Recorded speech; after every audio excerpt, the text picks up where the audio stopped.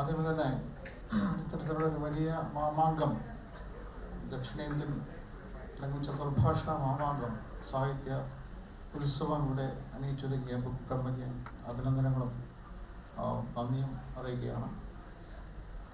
ഇന്നത്തെ നമ്മുടെ വിഷയം വായനാ ലോകം എന്നുള്ളതാണ്. നമുക്കറിയാം, വളരെ പരിമിതമായിട്ടുള്ളൊരു സമയമാണ് നമുക്ക് മുന്നിലുള്ളത്. അതുകൊണ്ട് തന്നെ ഇത്രയും അഗാധമായിട്ടുള്ള വിസ്തൃതമായിട്ടുള്ളൊരു വിഷയം ഈ നിശ്ചയിച്ച അനുവദിക്കപ്പെട്ടിട്ടുള്ള സമയത്തിനകത്ത് എത്രത്തോളം വിജയകരമായിട്ട് പറഞ്ഞു തീർക്കാൻ പറ്റുമെന്ന് നമുക്ക് അറിയില്ല. എന്നിരുന്നാലും ഈ പരിപാടിയിൽ നമ്മൾ കടക്കുകയാണ്. വായനയുടെ ലോകത്തെക്കുറിച്ച് ഇന്ന് നമ്മളോട് സംസാരിക്കുന്നത് നമുക്കെല്ലാവർക്കും പരിചയമുള്ള വായനക്കാരും എഴുത്തുകാരുമാണ് ഇവിടെ ഇന്നത്തെ വേദിയിൽ ഉപവിഷ്ടരായിരിക്കുന്നത്. ബാംഗ്ലൂർ മലയാളികൾക്ക് അവരെ പ്രത്യേകിച്ച് പരിചയപ്പെടുത്തേണ്ട ആവശ്യം ഉണ്ടെന്ന് തോന്നുന്നില്ല. എന്നിരുന്നാൽ കൂടെ ശ്രീ വിഷ്ണുമംഗലം കുമാർ നമ്മുടെ കൂടെയുണ്ട്. അദ്ദേഹം ഒരു പത്രപ്രവർത്തകനും എഴുത്തുകാരനുമാണ്. ശ്രീമതി രമ പ്രസന്ന പിഷാരടി കവയിത്രിയാണ്. ശ്രീമതി ബ്രിജി, അവരും ചെറുകഥകളും കവിതകളും കൂടാതെ നല്ലൊരു ചിത്രകാരി കൂടെയാണ്. എൻ്റെ പേര് സതീഷ് തോട്ടശ്ശേരി. നമ്മൾ വായനയെ ആകെ മൊത്തം വിലയിരുത്തുമ്പോൾ പ്രത്യേകിച്ച് മലയാള സാഹിത്യത്തിലെ വായനയാണ് നമ്മളിവിടെ മുൻകൂട്ടി കാണുന്നത്. വായിച്ചാൽ വളരും എന്ന് നമ്മൾ പൊതുവെ പറയാറുണ്ട്. അത് ഏത് രീതിയിലുള്ള വളർച്ചയാണ്? നമുക്കറിയാം, ജീവജാലങ്ങൾക്കെല്ലാം വളർച്ചയുണ്ട്, മനുഷ്യനും വളർച്ചയുണ്ട്. എന്നിരുന്നാലും ജന്തുക്കളുടെ എല്ലാം വളർച്ച ഒരു പരിധി വരെയാണ്, ശാരീരികമായാലും മാനസികമായാലും. പക്ഷെ മനുഷ്യൻ്റെ മസ്തിഷ്കം എന്ന് പറയുന്നത് അനന്തമായിട്ടുള്ള സാധ്യതകൾ തുറന്നിടുന്ന ഒരു വസ്തുതയാണ്. അത് കൂടുതൽ ആ വിഷയങ്ങളിൽ നമ്മൾ ശ്രദ്ധ കേന്ദ്രീകരിച്ച് അതിൽ കൂടുതൽ ആഴത്തിൽ പഠിക്കുമ്പോൾ അത്രത്തോളം നമ്മുടെ മസ്തിഷ്കം ഉപയോഗശൂന്യമായി കിടക്കുന്ന മസ്തിഷ്കത്തിൻ്റെ ഭാഗങ്ങൾ കൂടെ വളർന്ന് വികസിക്കും എന്നാണ് നമ്മൾ സയൻസ് പറയുന്നത്. എന്തുകൊണ്ട് വായന, അല്ലെങ്കിൽ വായന നമ്മളെ ഏത് രീതിയിലേക്കാണ് നയിക്കുന്നത്? വളരെയധികം ചർച്ച ചെയ്യപ്പെട്ടുകൊണ്ടിരിക്കുന്ന ഒരു സംഭവമാണ്, ഒരു വിഷയമാണ്. പ്രത്യേകിച്ച് നമ്മുടെ ഏപ്രിൽ കഴിയുമ്പോൾ വായനാ ദിനമൊക്കെ കടന്നു പോകുമ്പോൾ കേരളത്തിലാകെ മൊത്തം, കേരളത്തിന് വെളിയിലും മലയാളികൾ എവിടെയുണ്ടോ അവിടെയെല്ലാം നമ്മൾ വായനയെക്കുറിച്ച് സംസാരിക്കുന്നുണ്ട്. വായന കുറഞ്ഞു വരുന്നു, പുസ്തകങ്ങൾ കൂടി വരുന്നു എന്നുള്ള ഒരു സംഭവ വികാസത്തിൻ്റെ കാലഘട്ടത്തിലാണ് നമ്മൾ സഞ്ചരിച്ചു കൊണ്ടിരിക്കുന്നത്. പ്രത്യേകിച്ച് AI കടന്നു വരവോട് കൂടിയിട്ട് ഈ വായന കൂടുന്നു, ടെക്സ്റ്റ് വായന കുറയുന്നു തുടങ്ങിയുള്ള സംവാദങ്ങൾ വളരെ രൂക്ഷമായിട്ട് നടന്നുകൊണ്ടിരിക്കുന്ന സാഹചര്യമാണ്.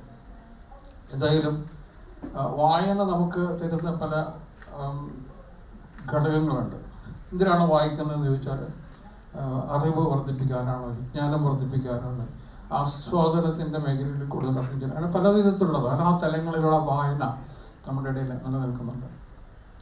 പക്ഷേ ഈ അടുത്തൊരു പഠനം തെളിയിക്കുന്നത് ഏറ്റവും കൂടുതൽ വായിക്കപ്പെടുന്നത് ഏകാന്തതയിലുള്ളവരാണ്. ഈ ജയിലുകളിലൊക്കെ നടത്തിയൊരു പഠനത്തിൽ വെളിവാകുന്നത് അവരുടെ അസ്വതന്ത്രമായിട്ടുള്ള ആ ജീവിതാവസ്ഥയിൽ നിന്നൊരു മോചനം തീർച്ചയായും വായന നൽകുന്നുണ്ട് എന്നുള്ളതാണ്. നമുക്കറിയാം, നമ്മൾക്ക് വായിക്കുമ്പോൾ ഏകാന്തത നമ്മൾ ഏറ്റവും കൂടുതൽ ഇഷ്ടപ്പെടുന്നൊരു അന്തരീക്ഷാവസ്ഥയാണ്. ഏകാന്തതയുടെ ചുണ്ടിൽ ഉമ്മ വെച്ച് കടന്നു പോകുന്ന വായനക്കാരോളം തന്നെ അത്രയും ഏകാന്തതയെ ആസ്വദിക്കുന്ന ആരും തന്നെ ഭൂമിയിലുണ്ടായില്ല ഇതുവരെ. നമ്മൾ വായിക്കും തോറും നമ്മളുടെ ചുറ്റുപാടുമുള്ള അശാന്തി നിറഞ്ഞ ചുറ്റുപാടുകളെ കുറിച്ച് നമുക്ക് മനസ്സിലാകുന്നു. അനേക ജീവിതങ്ങളുടെ വിചാരങ്ങളിലൂടെ നമുക്ക് കടന്നു പോകാൻ സാധിക്കുന്നു. മറ്റ് അപര ജീവിതങ്ങളിലൂടെ നമുക്ക് കടന്നു പോകാൻ സാധിക്കുന്നു.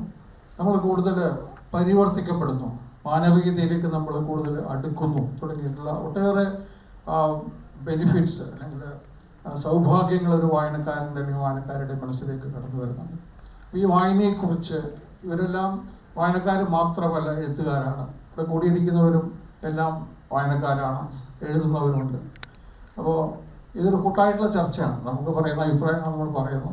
അതുകൂടാതെ നിങ്ങളുടെയും കൂടെ അഭിപ്രായങ്ങൾ വരുമ്പോൾ സമയ ലഭ്യതയ്ക്കനുസരിച്ചിട്ട് അതുകൂടാകുമ്പോഴേ നമ്മുടെ ഈ സെഷൻ പൂർത്തിയാവുള്ളൂ എന്നാണ് വിശ്വസിക്കുന്നത്. അപ്പോൾ നമുക്ക് തുടങ്ങാം. വിഷമങ്ങൾക്ക് പറഞ്ഞ് തുടങ്ങാം. അപ്പം ഉദ്ദേശിക്കുന്നത് നമ്മുടെ അടുത്ത കാലത്തെ വായനയെ കൂടെ ചേർത്ത് പിടിച്ചുകൊണ്ട് ഈ സെഷൻ നമുക്ക് ആരംഭിക്കാം. ഈ വായനയിലേക്ക് കടന്നു വരാൻ ഓരോരുത്തർക്കും ഓരോ കാരണങ്ങളുണ്ടായിരിക്കും അല്ലേ? പ്രത്യേകിച്ച് നമ്മുടെയൊക്കെ കുട്ടിക്കാലത്ത് ഏതെങ്കിലും ഒരു പ്രചോദനം നമുക്കുണ്ടായിരിക്കും. അധ്യാപകൻ വഴിയോ അല്ലെങ്കിൽ വീട്ടിലെ മുതിർന്നവർ വഴിക്കോ, അങ്ങനെ പല വിധത്തിലുള്ള പ്രചോദനങ്ങൾ ഈ വായനയെ പുഷ്ടിപ്പെടുത്തുന്നതിന് വേണ്ടിയിട്ട്. അപ്പോൾ അതുകൂടെ നമ്മൾ പറഞ്ഞുകൊണ്ട് നമ്മൾ വിഷയത്തിലേക്ക് കടക്കാം. വായനാ ലോകത്തെക്കുറിച്ച് സംസാരിക്കാം. നമ്മുടെ ഈ വായന, ഈ അടുത്ത കാലത്തിലെ വായനയെക്കുറിച്ച് നമുക്ക് സംസാരിക്കാം. ശ്രീ കൃഷ്ണമംഗലം കുമാർ. എല്ലാവർക്കും സ്വാഗതം. നമുക്കറിയാം, കഴിഞ്ഞ ഇത് 3ാമത്തെ ദിവസമാണ് ബുക്ക് ബ്രഹ്മ സാഹിത്യോത്സവത്തിൻ്റെ അവസാന ദിനത്തിലാണ് നമ്മൾ നിൽക്കുന്നത്. നമ്മൾ ജീവിക്കുന്ന കർണാടകത്തിൽ കന്നഡ ഭാഷയുടെ ആഭിമുഖ്യത്തിലാണ് തെക്കേ ഇന്ത്യൻ ഭാഷകളുടെ ഒരു സാഹിത്യോത്സവം, ഒരു പരീക്ഷണം എന്ന നിലക്ക് ഈ വർഷം ഇവിടെ ആരംഭിച്ചിട്ടുള്ളത്. ആ പരീക്ഷണം പോലും ഒരു വിജയമായി തീരുന്നു എന്നാണ് കഴിഞ്ഞ 2 ദിവസങ്ങളിൽ കണ്ട പല സെഷനുകളെയും പ്രാതിനിധ്യം. നമ്മുടെ കേരളത്തിൽ നിന്നെത്തിയ വളരെ സെലിബ്രിറ്റികളായ എഴുത്തുകാരെ കേൾക്കാനും അവരുമായി സംവദിക്കാനും ധാരാളം പേർ മലയാളികളും എത്തിച്ചേർന്നിരുന്നു. അത് പ്രതീക്ഷിച്ചതുപോലെ തന്നെ കന്നഡ സെഷനുകൾക്കാണ് ഏറ്റവും കൂടുതൽ ആളുകൾ ഉണ്ടായിരിക്കുക. ഇതൊരു പറഞ്ഞത് മറ്റു ഭാഷകൾക്കൊരു സ്പേസ് നൽകിക്കൊണ്ടാണ് തെക്കേ ഇന്ത്യൻ ഭാഷകളെ ഒന്നിപ്പിച്ച് മുന്നേറ്റം ഉണ്ടാക്കാനും ഈ ബുക്ക് ബ്രഹ്മ ശ്രമിക്കുന്നത്. ആ ശ്രമം തന്നെ എത്രയോ ചാരിതാർത്ഥ്യം നൽകുന്നതാണ്. കാരണം നമ്മൾ പലപ്പോഴും അറിഞ്ഞിട്ടുള്ളതുപോലെ നമുക്ക് യൂറോപ്യൻ സാഹിത്യത്തെക്കുറിച്ചൊക്കെ നമുക്ക് നല്ല അവബോധമുണ്ടായിരിക്കും.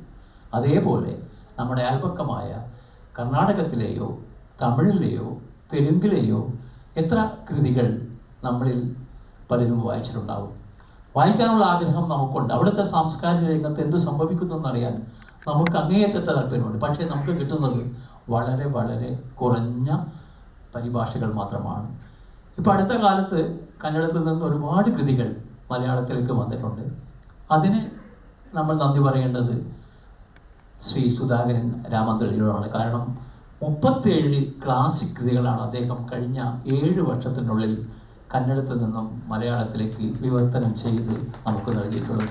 അതൊക്കെ ആവട്ടെ, 70കളിലൊക്കെ കന്നഡത്തിൽ വന്ന് അവാർഡുകൾ നേടിയ പുസ്തകങ്ങളാണ് 50 വർഷത്തിന് ശേഷം മലയാളികളായ നമ്മൾക്ക് വായിക്കാൻ അവസരം കിട്ടുന്നതെന്ന് പറയുമ്പോൾ തന്നെ എവിടെയോ എന്തൊക്കെയോ തകരാറുകൾ ഈ പ്രാദേശിക ഭാഷകൾ തമ്മിലുള്ള വിനിമയത്തിൽ സംഭവിച്ചിട്ടുണ്ട് എന്ന് നമ്മൾ സംശയിക്കേണ്ടിയിരിക്കുന്നു.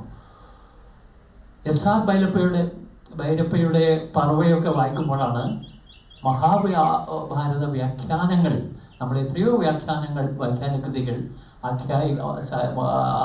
ഇതിഹാസ ആഖ്യായികളായ സൃഷ്ടികൾ, നോവലുകൾ നമ്മൾ വായിച്ചിട്ടുണ്ടെങ്കിലും പറവയിലേക്ക് കടക്കുമ്പോൾ നമ്മുടെ അവബോധം മാറുന്നു, നമ്മുടെ ചിന്തകൾ മാറുന്നു, നമ്മുടെ ഇതിഹാസത്തെക്കുറിച്ചുള്ള സങ്കല്പം തന്നെ മാറി മറിയുന്നു.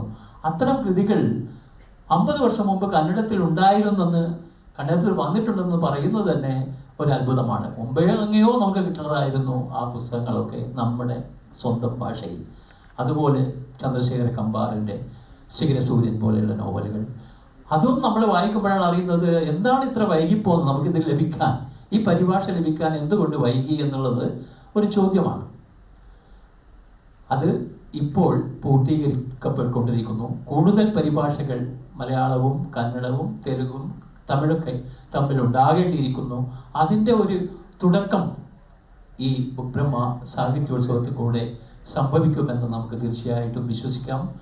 ഇന്ന് ശരിക്കും ഈ കാലത്ത് വായനയെക്കുറിച്ച് പറയുമ്പോൾ വായന 2 വിധത്തിൽ നമ്മൾ ഭാഗിക്കേണ്ടിയിരിക്കുന്നു. ഒന്ന് ഫിസിക്കലായിട്ടുള്ള വായനയാണ്, അച്ചടിച്ച പുസ്തകങ്ങൾ നമ്മൾ വായിക്കുന്ന ഒരു രീതി. ഡിജിറ്റലായിട്ടുള്ള വായന മറ്റൊരു രീതി.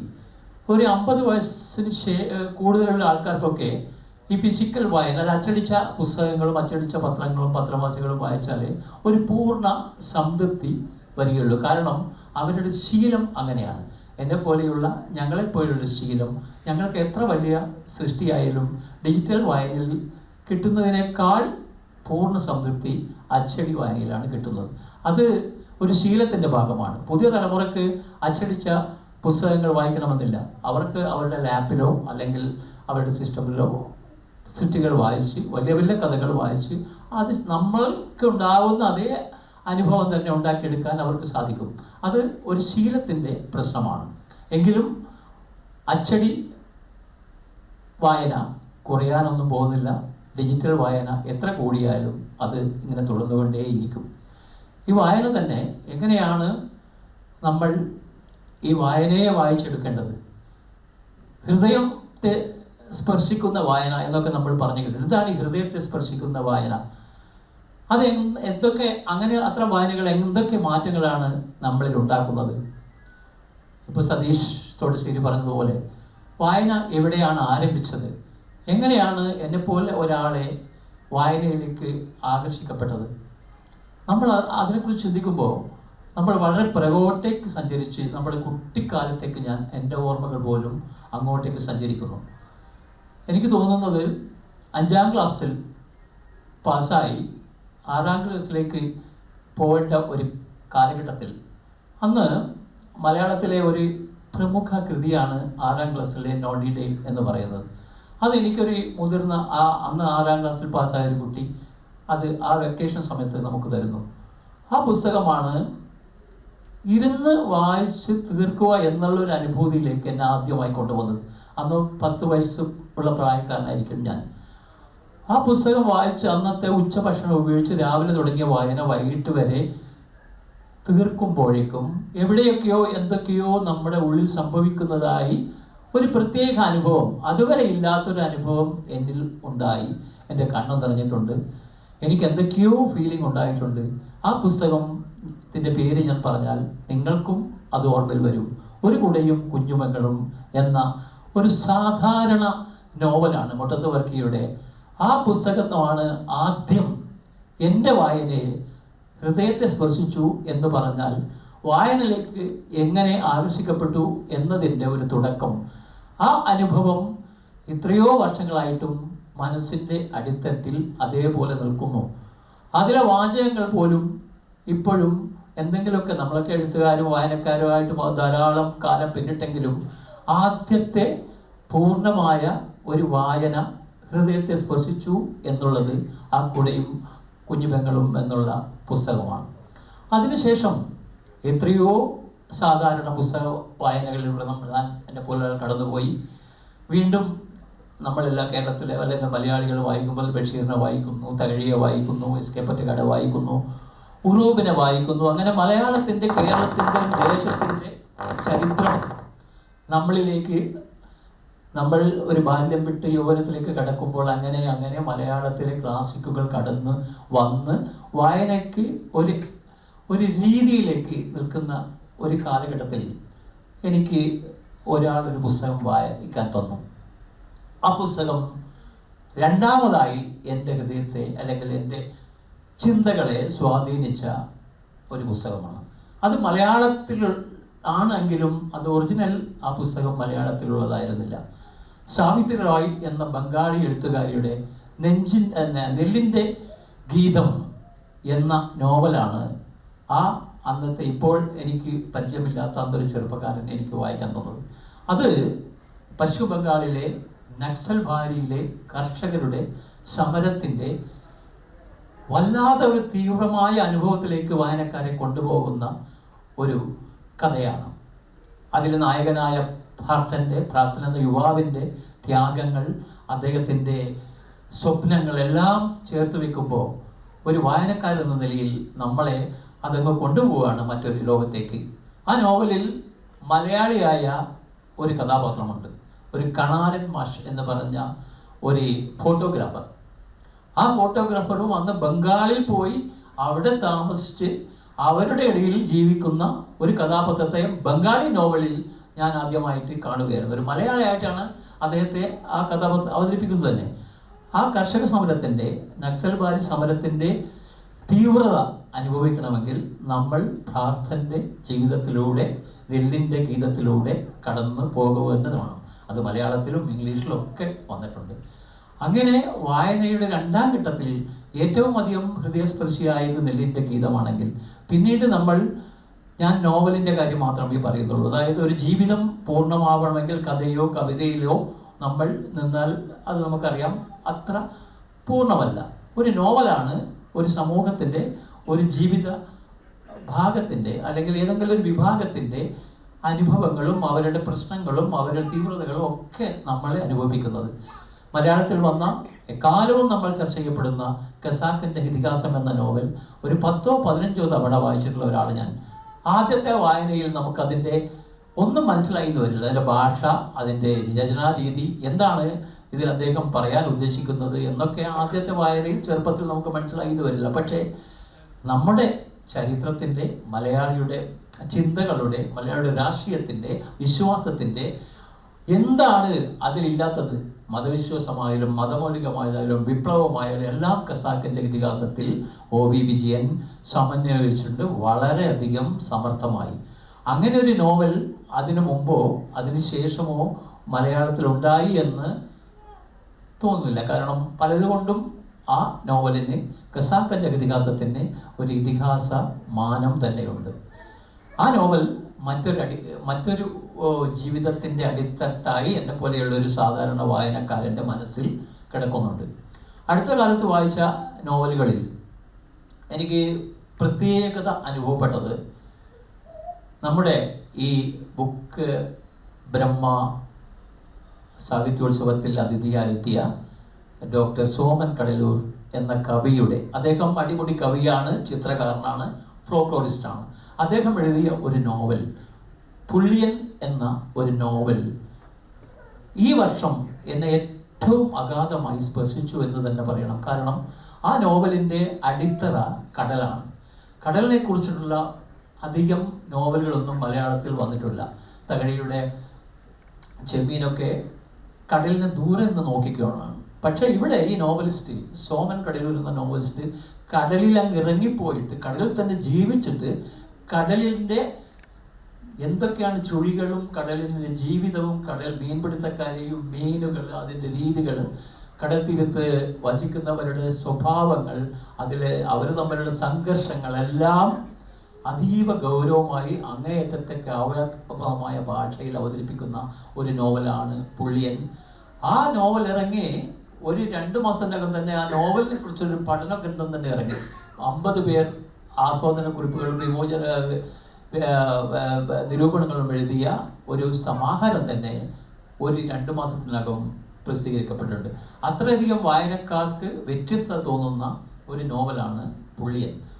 പുള്ളിയൻ്റെ കാര്യത്തിലേക്ക് കിടക്കുമ്പോൾ അതുപോലൊരു നോവൽ, അതായത് കടലിനെ സമഗ്രമായി അവതരിപ്പിക്കുന്ന ആദ്യത്തെ മലയാള നോവൽ എന്നാണ് ഇപ്പോൾ മലയാളത്തിലെ അറിയപ്പെടുന്ന നിരൂപകരെല്ലാം പുള്ളിയനെ കുറിച്ച് പറയുന്നത്. ഒരു നിറയെ പുരസ്കാരങ്ങൾ നേടാൻ സാധ്യതയുള്ള, നമ്മളൊക്കെ തീർച്ചയായും വായിക്കാത്തവർ വായിച്ചിരിക്കേണ്ട ഒരു വളരെ വ്യത്യസ്തതയുള്ള, കടലിൻ്റെ സംഗീതമുള്ള, കടലിൻ്റെ മണമുള്ള, മീൻചൂരുള്ള നോവലാണ് പുള്ളിയൻ. ആ പുള്ളിയന് ശേഷം മറ്റൊരു നോവലിലേക്ക് ഞാൻ കടന്നിട്ടില്ല. ഏതായാലും ഇത്രയൊക്കെ വായനയുടെ ഭാഗം പറഞ്ഞ് ഞാൻ സതീശന് തിരിച്ചു കൊടുക്കാൻ പോയി. നന്ദി വിഷമം. അദ്ദേഹം പറഞ്ഞ ചില കാര്യങ്ങൾ വളരെ അർത്ഥവത്തായിട്ടുള്ള കാര്യങ്ങളാണ്. നമ്മളുടെ ജനറേഷനെ കുറിച്ച് പറഞ്ഞു. നമ്മുടെ എഴുത്തിലെന്ന പോലെ തന്നെ വായനയിലുണ്ട് ഗുട്ടൻബർഗുകളും സുക്കർബർഗുകളും, അല്ലെ? ടെക്സ്റ്റ് വായിക്കുന്ന നമ്മുടെ തലമുറക്കാർ ഗുട്ടൻബർഗ് എന്ന് വേണമെങ്കിൽ പറയാം. മറ്റേ പുതിയ ജനറേഷൻ സുക്കർബർഗുകളാണ്. അവർക്ക് ഈ വായനയും ഒക്കെയാണ് അവരുടെ താല്പര്യങ്ങൾ. അവരുടെ മേഖലകൾ തന്നെ വ്യത്യസ്തമാണ്. പക്ഷെ നമ്മളെക്കാളും സമർത്ഥരായിട്ടാണ് അവർ ഈ ലോകത്ത് വളർന്നു വരുന്നതെന്നുള്ള കാര്യം നമുക്ക് വിസ്മരിച്ചുകൂടാ. പിന്നെ ഈ പറഞ്ഞ പോലെ ട്രാൻസ്ലേഷൻ്റെ കാര്യങ്ങൾ, നമുക്കിപ്പോൾ സുധാകരൻ സാറിനെപ്പോഴും ബാംഗ്ലൂരുള്ള അപൂർവം ചില ട്രാൻസ്ലേറ്റേഴ്സാണ് നമുക്കുള്ളത്. കേരളത്തിലെ കാര്യം നോക്കുമ്പോൾ വളരെ കഷ്ടമാണ് കാര്യങ്ങൾ. പ്രത്യേകിച്ച് കന്നഡയിൽ നിന്ന് നമുക്ക് പഴയ തലമുറയില്ല, അനന്തമൂർത്തിയുടെയും മറ്റൊക്കെ സംസ്കാര, ശോഭനത്തൊടി, അതുപോലത്തെ പഴയ പേരെടുത്ത നോവലുകളല്ലാതെ ഒരു സമാന്തരമായിട്ടുള്ള, അതിൻ്റെ സാധാരണക്കാരുടെ എഴുത്തുകളൊന്നും തന്നെ അധികം ട്രാൻസ്ലേറ്റ് ചെയ്യപ്പെടുന്നില്ല. അതിന് വാണിജ്യപരമായിട്ടൊരു വശമുണ്ട്. നേരത്തെ നമ്മുടെ കവികളുടെ സമ്മേളനത്തിൽ പറഞ്ഞു, അതൊരു വാസ്തവമാണ്. അവർക്ക് കിട്ടേണ്ട റോയൽറ്റിയുടെ, പുസ്തക വിൽപ്പനയുടെ എല്ലാ ഭാഗങ്ങളും അതിനകത്ത് കടന്നു വരുന്നുണ്ട്. അപ്പോൾ നമുക്ക് അടുത്തായിട്ട് നമുക്ക് രമാ പ്രസന്ന പിഷാരടിയുടെ അനുഭവങ്ങൾ പങ്കുവയ്ക്കാം. നമ്മൾ വായിച്ച് വളർന്ന വഴികളുണ്ടല്ലോ, എങ്ങനെയാണ് വായന തുടങ്ങുന്നത്. നമുക്കറിയാം നമ്മുടെയൊക്കെ അതിനകത്ത് വളരെയധികം സമാനതകളുണ്ട് അല്ലേ. നമ്മളാദ്യം കോട്ടയം പുഷ്പനാഥനെയൊക്കെ വായിക്കും, ഡിറ്റക്റ്റീവ് സംഭ്രമാത്മകമായിട്ടുള്ള കഥകളിലൂടെ, പിന്നെ പതുക്കെ മുട്ടത്തുവർക്കിയിലേക്കും കാനം വിജയിലേക്ക് വന്ന് പിന്നെ മുകുന്ദനെയും കാക്കനാടിനെയൊക്കെ വായിക്കുന്നൊരു വായനാ സംസ്കാരം നമുക്ക് എല്ലാവർക്കും ഉണ്ട്. അപ്പോൾ അങ്ങനെയുള്ളൊരു വഴിയെ കൂടെ കുറിച്ച് സംസാരിച്ചുകൊണ്ട് നമ്മൾ ഇഷ്ടപ്പെട്ട പുസ്തകത്തെക്കുറിച്ച് പറയും. എല്ലാവർക്കും നമസ്കാരം. വായനയുടെ ലോകം എന്ന സെഷനിൽ ഞങ്ങൾക്ക് ഒരു അവസരം തന്ന ബുക്ക് ബ്രഹ്മയോടും ശ്രീ സുധാകരൻ രാമചന്ദ്രൻ സാറിനോടും ഉള്ള നന്ദി ഈ അവസരത്തിൽ രേഖപ്പെടുത്തുന്നു. വായനയുടെ ലോകം എന്നത് അതിവിശാലമായ ഒരു ക്യാൻവാസാണ്. വായനയുടെ അതായത് ബൃഹത്തായ ഒരു ക്യാൻവാസാണത്. മഹാസാഗരത്തിലേക്ക്, ഒരു മഹാപ്രപഞ്ചത്തിലേക്ക്, പുസ്തകങ്ങളുടെ ഒരു മഹാപ്രപഞ്ചത്തിലേക്ക് നടത്തുന്ന ഒരു ആത്മീയ യാത്രയാണ് ഈ വായന എന്ന് പറയാം. അപ്പോൾ ആ വായനയെ നമ്മളൊരു 10 മിനിറ്റിൽ ചുരുക്കാമോ എന്ന് ചോദിച്ചാൽ അത് ക്ലേശകരമാണ്. എങ്കിലും ലാങ്സ്റ്റൺ ബ്രൂസ് എഴുതിയ ഒരു കവിതയുണ്ട്, she in the dark found light more brighter than many ever see. അതായത് she in the dark found light. Helen കെല്ലറെ പറ്റിയാണ് പറഞ്ഞിരിക്കുന്നത്. ഇരുട്ടിൽ പ്രകാശം കണ്ട, വെളിച്ചം കണ്ട, മറ്റുള്ളവരെക്കാൾ കൂടുതൽ പ്രകാശം കണ്ട ഒരു വനിത. ആ 2 വരിയിൽ നമുക്ക് ആ വായന പൂർത്തിയാകും. അത് നമ്മൾക്ക് ഒരു മഹാദർശനത്തിലേക്കുള്ള കാൽവയ്പ്പാണ് എല്ലാ വായനകളും. അതായത് ഒരു മഹോപനിഷത്തിൽ ഒരു വാക്യമുണ്ട്, അയം നിജ പരോവേദി ഗണനാ ലഘുഛേദസ ഉദാരചരിതാനാം തോ വസുദൈവ കുടുംബകം. ഈ വസുദൈവ കുടുംബകം എന്ന് നമ്മൾ കേട്ടിട്ടുണ്ട്. പക്ഷേ എന്താണ് ഇതിൻ്റെ പിന്നിലുള്ളത്? അതൊരു മഹത്തത്വമാണ്. എൻ്റെ നിൻ്റെ എന്ന് സങ്കുചിത മനസ്കർ ചിന്തിക്കുന്നു, ഉദാര മനസ്സർ ചിന്തിക്കുന്നത് ലോകമേ തറവാട് എന്ന്. അപ്പം ഈ പുസ്തകങ്ങളുടെ ലോകത്തിലേക്ക് നമ്മൾ കടക്കുമ്പോൾ ലോകമേ തറവാട് എന്നൊരു ദർശനം നമ്മൾക്ക് ലഭിക്കുന്നു. അപ്പം ഈ ദർശനത്തിലേക്കുള്ള യാത്രയാണ് ഈ വായന. ഇപ്പോൾ വായന ഇപ്പം പല തലങ്ങളിലുള്ള വായനയുള്ള ഇൻറ്റൻസ് റീഡിങ്, ഗഹനമായ വായന, ലൈറ്റ് റീഡിങ്, ലളിതമായ വായന, പിന്നെ ആഖ്യാനത്തിനും വ്യാഖ്യാനത്തിനും ഇടയിലൂടെ സഞ്ചരിക്കുന്ന നമ്മുടെ വായനകളുണ്ട്. ആഖ്യാനത്തിൽ നമ്മൾ ഒന്ന് എഴുതും, പക്ഷെ വ്യാഖ്യാതം അത് വേറൊരു രീതിയിലാവും വ്യാഖ്യാനിക്കുക. അതായത് ഞാനൊരു ചെറിയ കവിത എഴുതിയപ്പോൾ വയൽപ്പാട്ട് ഈണങ്ങൾ എന്ന് പറഞ്ഞപ്പോൾ ഞാനതെൻ്റെ വീടിൻ്റെ ചുറ്റും കണ്ട വയൽപ്പാട്ടിനെ കുറിച്ച് എഴുതി. പക്ഷെ ONV സാറിനെ അത് കാണിച്ചപ്പോൾ അദ്ദേഹം അത് ചിന്തിച്ചത് പുരാണത്തിൽ സീതയെ ഉഴവ് ചാലിലൂടെയാണ് കിട്ടിയത്. അപ്പോൾ ആ വയൽപ്പാട്ട് സാറ് ദർശിച്ചു. അപ്പോൾ ഓരോരുത്തർക്കും ഓരോ ദർശനമാണ് വായനയിലൂടെ കിട്ടുന്നത്. അപ്പോൾ ഞാനിവിടെ എൻ്റെ വായനാലോകം ഒരു കൃതിയിൽ ചുരുക്കുന്നില്ല. അപ്പോൾ എനിക്ക് വായനയുടെ അനുഭവങ്ങൾ ആഹ്ലാദം തരുന്ന വായന.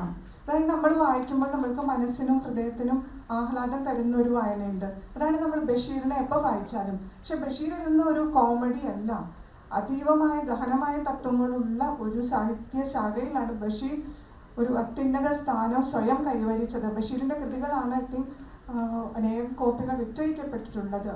ഒരു റെക്കോർഡ് തന്നെ ഉണ്ട് അതിന്. അപ്പോൾ ഈ ബഷീറിനെ വായിക്കുമ്പോൾ നമ്മൾക്ക് ഒരു ആഹ്ലാദം വരും. ആഹ്ലാദം തരുന്ന ഒരു സാഹിത്യമാണ്. പിന്നെ നമ്മുടെ മനസ്സിനെ ആർദ്രമാക്കുന്ന സാഹിത്യമുണ്ട്. ആർദ്രമാക്കുന്ന വെച്ചാൽ നമുക്കത് വായിച്ചു കഴിയുമ്പോൾ നമ്മുടെ ഉള്ളിലൊരു ശമന താളം ഉണ്ടാകും.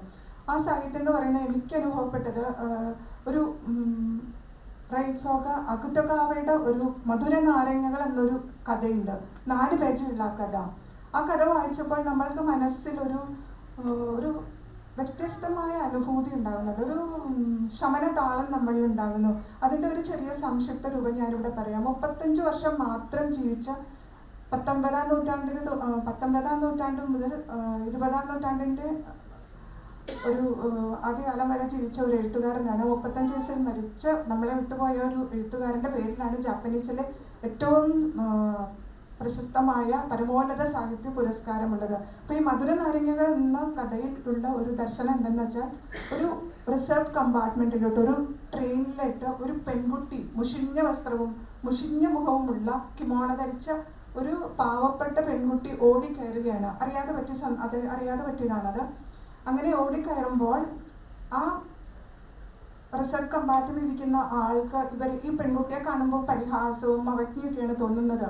എന്തൊരു കുട്ടി ഇത്, ഇങ്ങനെ കയറി വന്ന ഒരു കുട്ടി എന്നൊരു അതായത് വേഷത്തിലും രൂപത്തിലും കൂടെ ഒരാളെ വിലയിരുത്തുന്ന രീതി.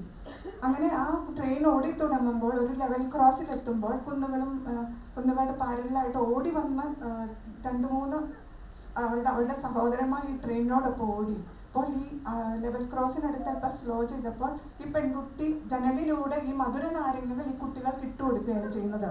അത് കണ്ടപ്പോൾ ഈ പെൺകുട്ടിയെ വേറൊരു രീതിയിൽ ഒരു ദിവ്യ പരിവേഷത്തോടെ ആ ഛായായാത്രികൻ കാണുകയാണ്.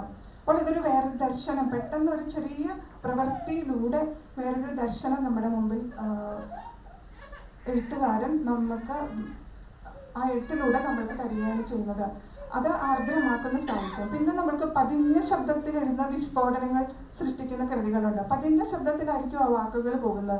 അത് അഗ്നിസാക്ഷി പതിഞ്ഞ ഒരു താളത്തിൽ പോകുന്ന ഒരു എഴുത്താണെങ്കിലും നമ്മൾക്കതൊരു വിസ്ഫോടനങ്ങൾ നമ്മൾക്ക് സൃഷ്ടിക്കുന്നുണ്ട് ഉള്ളിൽ. ഒരു ആത്മവ്യത അത് വായിച്ചു തീരുമ്പോൾ ഉണ്ടാകുന്നുണ്ട്. അത് നമ്മളുടെ ദസ്തയേവ്സ്കിയെ പറ്റി എഴുതിയ ഒരു സങ്കീർത്തനം പോലെ എന്ന കൃതി. പിന്നെ ഞാൻ ഈയിടെ സമകാലിക കഥ വായിച്ചു, ഇടയ എന്ന പ്രിയാസനിൽ എഴുതിയ ഒരു കഥ. അത് വായിക്കുമ്പോഴും ഈ ഒരു പതിഞ്ഞ താളത്തിൽ പോകുന്നതാണെങ്കിലും നമുക്കുള്ളിലൊരു ആത്മവ്യത ഉണ്ടാക്കുന്നതാണ്. പിന്നെ നമ്മുടെ സുബ്ദകുമാരി ടീച്ചർ പറഞ്ഞ ഒരു വാക്കുണ്ട്, പാവമാണ് നമ്മുടെ മാനവ ഹൃദയം എന്ന്. അതായത് ഒരു താരകയെ കാണുമ്പോൾ നമ്മൾ രാവിനെ മറക്കുമെന്നും, ഒരു പുതുമഴ കാണുമ്പോൾ വരൾച്ചയെ മറക്കും, പാൽച്ചിരി കണ്ട് മൃതിയെ മറക്കും. അതായത് ഒരു കുഞ്ഞിൻ്റെ പാൽച്ചിരി കാണുമ്പോൾ നമ്മൾ മൃത്യുവിനെ മറന്നു പോകും. അതാണ് നമ്മുടെ പാവം മാനവ ഹൃദയം. അതൊക്കെ നമ്മുടെ ഹൃദയത്തെ ആർദ്രമാക്കുന്ന സാഹിത്യമാണ്. പിന്നെ എഴുത്തിൽ തന്നെ വിസ്ഫോടനങ്ങൾ സൃഷ്ടിക്കുന്ന എഴുത്തുകളുണ്ട്. അതാണ് നമ്മുടെ ജയമോഹൻ്റെ 100 സിംഹാസനങ്ങൾ.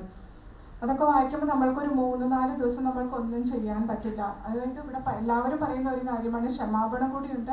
നമ്മുടെ ദേശസാഹിത്യത്തെ നമ്മൾ അധികം വായിച്ചിട്ടില്ല. അത് നമ്മൾക്ക് അത് തർജ്ജമകളിലൂടെ ഇപ്പോൾ അവൈലബിൾ ആണ്. അത് നമ്മൾക്ക് വായിക്കേണ്ട കൃതികളാണ്. അപ്പോൾ നമുക്ക് ഈ വിസ്ഫോടനം സൃഷ്ടിക്കുന്ന സാഹിത്യം എന്ന് വെച്ചാൽ നമ്മളെ കൂടെ നടത്തി ഹോണ്ട് ചെയ്യുന്ന സാഹിത്യമാണത്. അത് ഞാൻ വായിച്ചത് 3 അഫ്ഗാൻ പലായനത്തിനെ പറ്റി ഖാലിദ് ഖസ്ലേനി എഴുതിയ 3 പുസ്തകങ്ങളാണ്. അത് ഒന്ന് കൈറ്റ് റണ്ണർ, അതെല്ലാവരും വായിച്ചിട്ടുണ്ടെന്ന് തോന്നുന്നു. പിന്നെ ഉള്ളത് 1000 Splendid Suns. പിന്നെ അതിൻ്റെ 3ാമത്തേതാണ് ആൻഡ് ദ മൗണ്ടൻസ് എക്കോഡ്. ഈ 3 സീരീസും വായിക്കുമ്പോൾ നമ്മളൊക്കെ ഭാഗ്യം ചെയ്ത ഒരു ഭൂമിയിലാണെന്ന് മനസ്സിലാകുന്നത്. അഫ്ഗാൻ ഭൂമിയിലെ പലായനം ചെയ്യുന്നവരുടെ എഴുത്താണത്. അതിൻ്റെ ദുരന്ത ഭൂമിയിലൂടെ സഞ്ചരിക്കുന്നവർക്കറിയാം അതിൻ്റെ അനന്തരഫലങ്ങൾ എന്തെന്ന്. പിന്നെ നമ്മൾക്ക് വായിച്ചറിയാൻ കഴിയുന്നത് ഇതിഹാസ സാഹിത്യങ്ങളാണ്. അതായത് നമ്മുടെ സുധാകരൻ രാമന്തളി സാറൊക്കെ പർവ്വം അന്ന് തർജ്ജമ ചെയ്തിട്ടുണ്ട്. പിന്നെ ആ ഇതിഹാസത്തിലൂടെ സഞ്ചരിച്ച് ഇതിഹാസ വായനയിൽ നിന്ന് നമ്മൾ ചില കഥാപാത്രങ്ങളെ കണ്ടുപിടിക്കും. അതായത് നമ്മൾ ഛായാമുഖി ശരിക്കും ഒരു വസ്തുതയില്ല പുരാണത്തിൽ. പക്ഷേ ഛായാമുഖി എന്ന ഒരു കണ്ണാടിയിലൂടെ പുരാണ കഥാപാത്രങ്ങളെ അടയാളപ്പെടുത്തി പ്രശാന്ത് നാരായണൻ ഈയിടെ നമ്മളെ വിട്ടുപോവുകയുണ്ടായി. പിന്നീട് പർവ്വം, 2ാം മൂഴം, ഇതൊക്കെ പുരാണത്തിൽ നിന്നൊരു കഥാപാത്രത്തെ എടുത്ത് അവരുടെ മനോവ്യാപാരങ്ങളെ അടയാളപ്പെടുത്തുന്ന കൃതികളാണ്. പിന്നെ ഉള്ളത് നമ്മുടെ വിവർത്തന സാഹിത്യം. അതിനെപ്പറ്റി ഇപ്പോൾ ഓൾറെഡി സംസാരിച്ചു കഴിഞ്ഞു. വിവർത്തനത്തിലൂടെയാണ് നമ്മൾ മറ്റ് ദേശഭാഷകളെ അറിയുന്നത്, മറ്റ് സംസ്കാരങ്ങളെ അറിയുന്നത്. അപ്പോൾ ഈ മറ്റൊരു ദേശത്തെ അറിയാൻ ഈ വിവർത്തന സാഹിത്യം നമ്മെ സഹായിക്കും. പിന്നീടുള്ളത് നമ്മുടെ പുറം കേരള സാഹിത്യം. അവിടെ ഇപ്പോൾ നമ്മൾക്ക് അംജയ് ബസ്തർ എന്നൊരു യാത്രാ വിവരണം എഴുതി നന്ദിനി മേനോൻ്റെ വളരെ നല്ല പുസ്തകമാണത്. അതിനൊരു പുരസ്കാരം ലഭിക്കുകയുണ്ടായി. ആ വായന വളരെ അതും ഇതുപോലെ യാത്രകൾ പുതിയൊരു ദേശത്തെ പറ്റി അറിയുന്ന ഒരു വായനയാണ്. പിന്നെ നമ്മൾ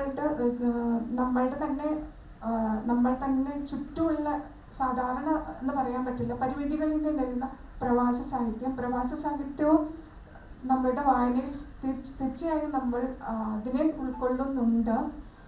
അപ്പം വായിച്ച് നമ്മൾ എങ്ങനെ ഒരു വായനയെ നമ്മൾക്ക് കമലാദാസിൻ്റെ ഒരു പോയമുണ്ട്, ഒരു എഴുത്താണ്, in 10 minutes how can I sum up this life, this voyage. ഈ യാത്രയെ, ജീവിതത്തിൻ്റെ യാത്രയെ 10 മിനിറ്റിൽ നമുക്ക് അടയാളപ്പെടുത്താൻ ആവില്ല. എങ്കിലും നമ്മളുടെ വായനാ ലോകത്തെ എപ്പോഴും പുതിയ വായനകളിലൂടെയും പുതിയ വായനയുടെ പഴയ തലങ്ങളിലേക്കും പുതിയ തലങ്ങളിലൂടെയും സഞ്ചരിച്ച് നമ്മൾ അറിയാൻ ശ്രമിച്ചുകൊണ്ടിരിക്കുകയാണ്. നമ്മൾക്ക് ചുറ്റും ഗോത്ര സാഹിത്യം, ദളിത് സാഹിത്യം, ഈ വായനയുടെ ലോകം വളരെ വിശാലമാണ്. അപ്പോൾ നമ്മൾ അതിലൂടെയുള്ളൊരു ഹ്രസ്വ സഞ്ചാരം, അതായത് ഒരു ചെറിയ സഞ്ചാരമാണ് ഇപ്പോൾ നമ്മൾ നടത്തുന്നത്.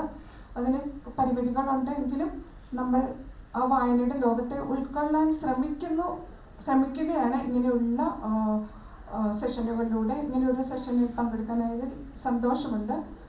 നന്ദി. കുറച്ചുകൂടെ വിശാലമായിട്ടുള്ള ഒരു ക്യാൻവാസിൽ ഈ വായനാ ലോകത്തെ നമ്മുടെ മലയാള സാഹിത്യത്തോടൊപ്പം തന്നെ ഇതര ഭാഷകളിലെ ഇംഗ്ലീഷ് സാഹിത്യത്തിലുണ്ട കവിതകളെ കൂടെ ഉദാഹരിച്ചുകൊണ്ട് വായനാ ലോകത്തിലേക്ക് രമ കടന്നു. Thank you. അപ്പം അതിനകത്ത് ഈ ആഖ്യാനം എന്ന് പറഞ്ഞല്ലോ, നേരത്തെ പല സെഷനും നമ്മൾ കേട്ടതാണ്. നമ്മുടെ രചയിതാവ് ഒരു പുസ്തകം എഴുതി പുറത്തോട്ട് വിടുമ്പോൾ പിന്നീട് അതിൻ്റെ വിധി നിർണ്ണയിക്കുന്നത് മിക്കവാറും വായനക്കാരായിരിക്കും. വ്യാസൻ തന്നെ പറഞ്ഞിട്ടുണ്ട്, യതിഹസ്തിന തദന്യത്ര എന്നെ ഹാസ്തിന കുത്രജിത്, മഹാഭാരതത്തെക്കുറിച്ചിട്ട്. ഇതിനകത്ത് ഇല്ലാത്ത ഒന്നുമില്ല എന്നാണ് പറയുന്നത്. എല്ലാം അടങ്ങിയതാണ് ഈ പുസ്തകം എന്ന് പറയുന്നത്. അതിനാണ് നമ്മുടെ ബഷീർ വളരെ ഹാസ്യാത്മക നല്ല ഭാഷയായ നമ്മുടെ സുന്നത്ത് ഇതിനകത്ത് ഇല്ലല്ലോ എന്ന് പറഞ്ഞത്. ബഷീറിൻ്റെ രചനകളിലും ഇതൊക്കെ നമുക്ക് കാണാൻ പറ്റും. അദ്ദേഹം ബാല്യകാല സഖിയിലെ ഈ ഇമ്മിടി വലിയ എന്ന് പറയുന്ന വളരെ എല്ലായിടത്തും ഉദ്ധരിക്കുന്ന ആ പ്രശ്നം, അത്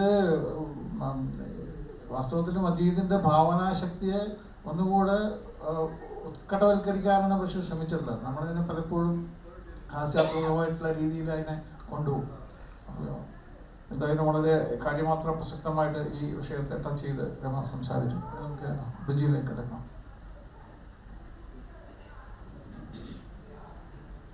എല്ലാവർക്കും നമസ്കാരം. ബുക്ക്ഭ്രമ എന്നുള്ള ഈ വലിയ വേദിയിൽ ഇങ്ങനെ ഒരു അവസരം തന്നു. അതിൻ്റെ സംഘാടകനായ ശ്രീ സുധാകരൻ ആനന്ദൻ സാറോട് നന്ദി പറയുന്നു. വാസ്തവത്തിൽ ഈ സബ്ജക്റ്റ് വളരെ നല്ല സബ്ജക്റ്റാണ്.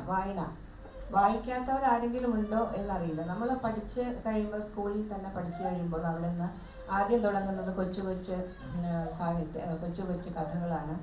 അപ്പോൾ അതിൽ അല്ലെങ്കിൽ മുത്തശ്ശി കഥകൾ എന്ന് പറയും. നമ്മൾ ആദ്യം പരിചയപ്പെടുന്നത് ഇങ്ങനെ കഥകളോടാണ്. സ്കൂളിൽ ചേരുന്നതിന് മുൻപ് തന്നെ നമ്മൾ മുത്തശ്ശി കഥകൾ, എന്തുകൊണ്ടാണ് മുത്തശ്ശൻ കഥ എന്ന് പറയാത്തതെന്ന് അറിയില്ല. കാരണം ചിലപ്പോൾ മുത്തശ്ശിമാർക്കായിരിക്കും മുത്തശ്ശന്മാരെക്കാളും ബുദ്ധി എന്ന് വിചാരിക്കാം. അങ്ങനെയാണ്. അപ്പോൾ നമ്മൾ വായിച്ചു തുടങ്ങുന്ന, എപ്പോഴും ഞാൻ വായിച്ച് തുടങ്ങിയത് നമ്മുടെ വീട്ടിലെന്നും എൻ്റെ അച്ഛൻ സ്കൂൾ ഹെഡ് മാസ്റ്റർ ആയതുകൊണ്ട് ഒരുപാട് പുസ്തകങ്ങളും എല്ലാ ഇതും മഹാഭാരതം, ഖുറാൻ, പിന്നെ രാമായണം, ബൈബിൾ, അങ്ങനെ എല്ലാം സൂക്ഷിച്ചു വയ്ക്കും. അതിനെക്കുറിച്ച് കഥകൾ പറയും. പ്രത്യേകിച്ച് നല്ല മഴ പെയ്യുന്ന സമയത്താണ് ഇത്. അപ്പോൾ അക്ഷരശ്ലോകം, വാസ്തവത്തിൽ ഞാൻ ആദ്യം പരിചയപ്പെടുന്നത് കവിതകളായിട്ടാണ്. അപ്പോൾ അന്നൊക്കെ ഇങ്ങനെ കവിത ബൈഹാർട്ട് പഠിക്കണം. പെരുന്തച്ഛനൊക്കെ എനിക്ക് കംപ്ലീറ്റ് അറിയും. അപ്പോൾ അത് ഇങ്ങനെ ഒരു താരാട്ടുപാട്ട് പോലെ പലരും പരസ്പരം പാടുകയും അങ്ങനെ. അന്നത്തെ കവിതകൾ നമുക്ക് അങ്ങനെ ഒരുപാട് ബൈഹാർട്ട് പഠിക്കാനും അങ്ങനെയൊക്കെയുള്ള സാധ്യമായ കവിതകളാണ്. പിന്നീട് വായന മാറുന്നത് നോർത്തിൽ പഠിച്ചു തുടങ്ങിയപ്പോൾ ആദ്യം എല്ലാവരും ചെയ്യുന്നത് പോലെ ചേസിൻ്റെ പുസ്തകങ്ങൾ, അന്നൊക്കെ ഡിറ്റക്റ്റീവ് നോവൽസ് വായിക്കുന്ന ഒരു പ്രവണത ആദ്യം. പിന്നീട് നമ്മൾ പഠിച്ച് വന്നു കഴിഞ്ഞപ്പോൾ വാസ്തവത്തിൽ ഇങ്ങനെ കഥകൾ ഞാൻ എഴുതാൻ തുടങ്ങിയത് ഒരു പക്ഷേ എൻ്റെ അരിവെപ്പുകാരി കാരണമായിരിക്കണം. അവരിതുപോലെ ഈ സർറിയലിസ്റ്റിക് സ്റ്റോറീസ് ഒരുപാട് പറയുന്ന ആളാണ്. അങ്ങനെ അതിൽ നിന്നുമായിരിക്കണം ഞാൻ എഴുതി തുടങ്ങിയത് ഞാൻ പലപ്പോഴും വിചാരിക്കാറുണ്ട്. വാസ്തവത്തിൽ അതൊന്നും സംഭവിച്ചതല്ല. ഇപ്പം നാട്ടുവഴി മുഴക്കങ്ങൾ ഇതൊരു കോയിൻസിഡൻസ് പോലെ ഞാനും റീസെൻ്റായിട്ട് പുള്ളിയൻ എന്നുള്ള നോവലാണ് ഞാൻ വായിച്ചത്. അപ്പോൾ എങ്ങനെയാണ് ഞാനും, എനിക്ക് തോന്നുന്നു ഞങ്ങൾ ഒരേ സമയത്തായിരിക്കും അത് വായിച്ചത്. അപ്പം അതിൽ ഇതുപോലെ ഒരുപാട് എന്നെ ഏറ്റവും ആകർഷിച്ചത് അതാണ്. ഒരു നോവൽ എന്ന് പറയുമ്പോൾ നമുക്ക് ആ നോവലിലെ കഥാപാത്രങ്ങളോടുകൂടി നമുക്ക് അവരെവിടെ പോകുന്നു അവിടെ നമ്മൾ സഞ്ചരിക്കുന്നു. അപ്പോൾ അതിനെക്കുറിച്ച് നമ്മൾ കാണാത്ത രാജ്യങ്ങളായാലും അതിനെക്കുറിച്ച് അവർ എക്സ്പ്ലെയിൻ ചെയ്യുമ്പോൾ നമ്മൾ ആ രാജ്യത്ത് പോയതുപോലെ, അങ്ങനെയൊക്കെയാണ് നോവലുകളും കഥകളും പൂർത്തിയാവുന്നില്ല എന്ന് എനിക്ക് പറയാൻ പറ്റില്ല. കഥകളും മിക്കവാറും പൂർത്തീകരിക്കപ്പെട്ട കഥകളാണ് പലതും. പിന്നെ ഒരു ചെറിയ കഥകൾ, ഒരു പാരഗ്രാഫുള്ള കഥകളായാലും നമ്മൾ പിടിച്ചിരുത്തുന്ന കഥകൾ ഒരുപാടുണ്ട്. അപ്പോൾ ഈ പുള്ളിയൻ വായിച്ചപ്പോൾ എന്നെ ഏറ്റവും അധികം ആകർഷിച്ചത് എൻ്റെ ഇതുപോലെ ഈ നാട്ടുവഴക്കങ്ങളെന്നോ അല്ലെങ്കിൽ ഇതുപോലെ ഒരു നാടോടി പാട്ടുകളെന്നോ അല്ലെങ്കിൽ നാടോടി കഥകളെന്നോ ഒരുപാട് കഥകളുണ്ട്. പിന്നെ ഞാനൊരു സമയക്കുറവ് കാരണം ഞാൻ ഈ പുള്ളിയൻ എന്നുള്ള നോവലിനെ പറ്റി മാത്രമാണ് ഞാൻ സംസാരിക്കാൻ ഉദ്ദേശിക്കുന്നത്. അപ്പോൾ അതിൽ വാസ്തവത്തിൽ പറഞ്ഞാൽ അതിൻ്റെ ആഖ്യായന രീതിയാണ് എന്നെ ഏറ്റവും അധികം ആകർഷിച്ചത്. ഞാൻ സംസ്കൃതം പഠിച്ചപ്പോൾ മലയാളം അറിയില്ല, സംസ്കൃതം അറിയില്ല എന്നുള്ളതിൽ ഞാൻ ചില വാക്കുകൾ തെറ്റി പറയുകയും ക്ഷമിക്കണം. ആഖ്യാനമാണോ ആഖ്യാന രീതിയാണോ എനിക്കറിയില്ല. ആഖ്യാനം. സോ അതിൻ്റെ ആഖ്യാന രീതി നമുക്ക് പ്രത്യേകം പറയാതിരിക്കാൻ കഴിയില്ല. അപ്പോൾ ഞാൻ ആദ്യം ചെറിയൊരു നോട്ട് ഉണ്ടാക്കിയതാണ്. അപ്പോൾ സ്വാമി കട്ടലൂരിൻ്റെ കഥയിൽ തുടങ്ങുന്നത് തന്നെ ആദ്യത്തെ ഇതിൽ, എന്നും കാണുന്ന കടൽ, എന്നും കേൾക്കുന്ന കടൽ, എന്നും മണക്കുന്ന കടൽ, എന്നും രുചിക്കുന്ന കടൽ. അപ്പം അതിൽ നിന്ന് തന്നെ നമുക്ക് മനസ്സിലാവുന്നുണ്ട് എന്നും അനുഭവിക്കുന്ന കടൽ. അപ്പം അതിൽ ഒരു നായകൻ എന്ന് പറയുന്നത്, അതായത് വാസ്തവത്തിൽ കടലിൽ ഇരുന്ന കടൽ കൊണ്ട് എഴുതിയ കടലിൻ്റെ കഥ എന്ന് വേണം നമുക്കതിനെക്കുറിച്ച് പറയാൻ. അപ്പം അതിൽ നായകൻ ഒരു ചിരുകണ്ഠൻ എന്നൊരു കരുത്തനായ ഒരു പുരുഷനാണ്. അപ്പോൾ ഇതിൽ ചെമ്മീനിൽ നമ്മൾ ഒരു ശ്രാവനെ പിടിക്കുന്ന ഒരു വീഡിയോ നമ്മൾ അതിൻ്റെ ലാസ്റ്റ് അവസാനത്തെ സീൻ കാണുന്നുണ്ട്. അതുപോലെ ഇതിൽ തിരണ്ടി വേട്ടയാണ് ഇതിലെ പ്രധാന ഇതിവൃത്തം. വാസ്തവത്തിൽ തിരണ്ടി എന്ന് പറയുമ്പോൾ എനിക്ക് ഇത് ഓസ്ട്രേലിയൻ കൺസർവേറ്റർ പിന്നെ ഇർവിൻ ഉണ്ടല്ലോ, അദ്ദേഹത്തിൻ്റെ തിരണ്ടി വേട്ട മാത്രമാണ് ഞാൻ കണ്ടേക്കുന്നത് വീഡിയോയിൽ. സത്യം പറഞ്ഞാൽ എൻ്റെ അറിവ് കേടുകൊണ്ട് കേരളക്കരയിൽ ഇങ്ങനെ ഇത്രയും വലിയ തിരണ്ടികളൊക്കെ ഉണ്ട് എന്ന് പോലും എനിക്കറിയില്ലായിരുന്നു. അപ്പോൾ ഈ ഒരു നോവൽ വായിച്ചപ്പോൾ എനിക്ക് ഈ കടലിനെ പറ്റി വാസ്തവത്തിൽ നാം കാണുന്ന കടൽ, നമ്മൾ വൈകുന്നേരം കടൽ തീരത്ത് പോയിരുന്നു, സൂര്യാസ്തമയത്തെക്കുറിച്ച് എഴുതി. മിക്ക കവികളും കഥാകാരന്മാരും എല്ലാം ഈ സൂര്യാസ്തമയത്തെക്കുറിച്ച് പറയും. പക്ഷേ ഈ കഥ വായിക്കുമ്പോഴാണ് ശരിക്കും കടലിൻ്റെ ഉളുമ്പുവാസന, മീനിൻ്റെ ഉളുമ്പുവാസന, അവരുടെ കഷ്ടപ്പാട്. വാസ്തവത്തിൽ ഈ കഥയിൽ കടലിനെ കുറിച്ചല്ലാതെ മറ്റൊന്നുമില്ല. അവർ കടലിൽ നിന്നും ഒരു കാതം മുന്നോട്ട് പോകുന്നില്ല, ഒരു വിരൽ മുന്നോട്ട് നീട്ടുന്നില്ല. എങ്കിലും ഒരു നോവൽ മുഴുവൻ ഈ കടലിനെ കുറിച്ചാണ്. കടലാഴത്തോളവും കടലാകാശത്തോളവും കടൽ പരപ്പോളവും കിടക്കുന്ന ഈ കടൽ പക്ഷേ ഇത്ര അടുത്ത് കാണുന്നത് ആദ്യമായിട്ടാണ്. അപ്പം ഇതിൽ ശ്രീ EP രാജഗോപാൽ സാറാണ് അതിൻ്റെ അവതാരിക എഴുതിയിരിക്കുന്നത്. അപ്പോൾ അതിൽ സ്ലീപ്പ് വാക്കേഴ്സ് എന്ന് എഴുതിയ ഹെർമൻ ബ്രോഷിൻ്റെ ഒരു വാചകം സാറ് ഉദ്ധരിച്ചിട്ടുണ്ട്. Those who live by the sea can hardly form a single thought of which the sea would not be a part. കടലിൽ താമസിക്കുന്ന, കടലിൻ്റെ കരയിൽ കടൽ കൊണ്ട് ജീവിക്കുന്ന മനുഷ്യർക്ക് ഒരു ചിന്ത പോലും അതല്ലാതെ സാധിക്കില്ല എന്നാണ് ഈ വാചകത്തിൻ്റെ അർത്ഥം. അപ്പോൾ കടൽ ഭാഗമാകാത്ത ഒരു ചിന്ത പോലും അവർക്കുണ്ടാവില്ല. അപ്പോൾ ഒരുപാട് കഥകൾ, നോവലുകളുണ്ട്. Old man and the sea അല്ലെങ്കിൽ മോബി ഡിക്ക്. അപ്പോൾ old man and the sea ഇതൊക്കെ കഥ പറയുന്നിപ്പോൾ സമയമില്ല, എങ്കിലും ഒരു വൃദ്ധനായ ഒരു മുക്കുവൻ കടലിൽ പോയിട്ട് 3 മാസത്തോളം നിന്നു. ഒരു മീൻ പോലും കിട്ടില്ല. പക്ഷെ അയാൾക്ക് തിരിച്ച് ഗ്രാമത്തിലേക്ക് വരാനൊരു മടി. അപ്പോൾ ഒരു കൊച്ചുകുട്ടി ഇവിടെ നിന്ന് ഗ്രാമത്തിൽ നിന്ന് കുറച്ച് ഭക്ഷണം എല്ലാം കൊണ്ടുകൊടുത്ത് അയാളെ സഹായിക്കും. പിന്നീട് അയാൾക്ക് ഒരു മാൻലിൻ എന്ന് പറഞ്ഞൊരു വലിയ മീനെ സാഹസികമായി പിടിക്കുകയാണ്. എന്നിട്ട് അത് കരയ്ക്ക് എത്തിക്കുമ്പോഴേക്കും അയാൾക്ക് ഭയങ്കര സന്തോഷം. അയാൾ വന്നു കഴിഞ്ഞാൽ പിന്നെ ഒരു ഹീറോ ആവും. പക്ഷെ അയാൾ കരയ്ക്ക് എത്തിക്കുമ്പോഴേക്കും മറ്റ് സ്രാവുകൾ അത് ആ വഞ്ചിയിൽ നിന്നും ആ മീനുകളൊക്കെ തിന്നുന്ന ഒരു കഥ.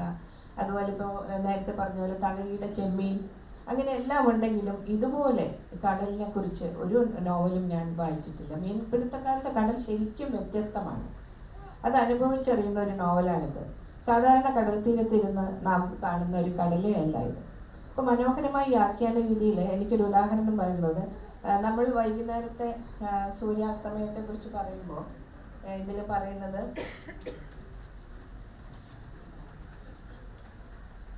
നോവൽ ആരംഭിക്കുമ്പോൾ ഉള്ളൊരു സെൻറ്റൻസാണത്.